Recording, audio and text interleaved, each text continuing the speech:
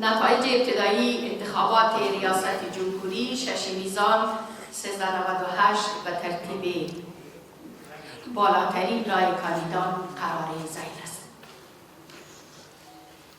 نام کاندید: محمد اشرف غنی، 23868 البته تعداد رای، فیصدی 50.64%.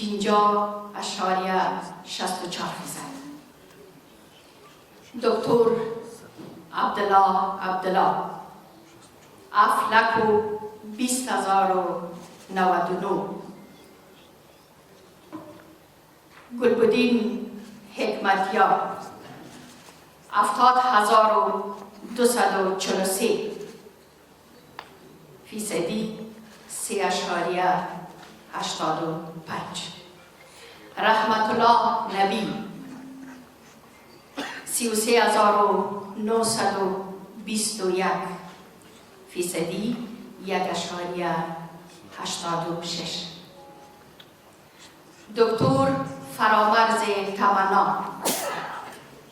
18,066 0.99 فیصد. سید نورالله جلیلی 15,526 فیصدی 85 0.85. عبداللطیف پدرام 12,608 فیصدی 0.19.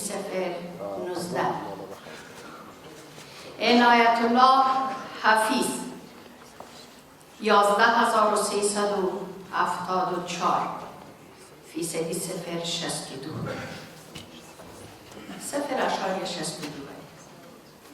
محمد حکیم تورسن 6,504 فیصدی 0.36.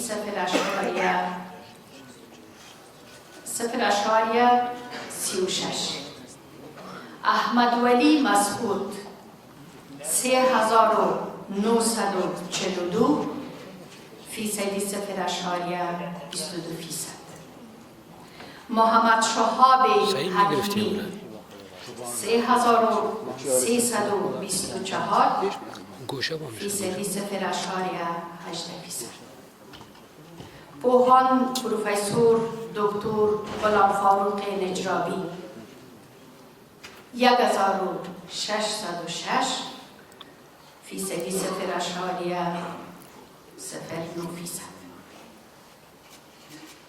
نوررحمان لیوال 865 فیصدی 0.05.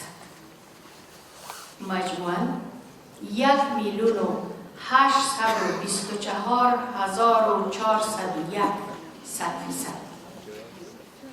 کاندیدان و نمایندگانشان مطابق حکم قانون الی 3 روز آینده می توانند اعتراض و شکایات خیش را با کمیسیون محترم شکایات انتخاباتی ثبت نمایند.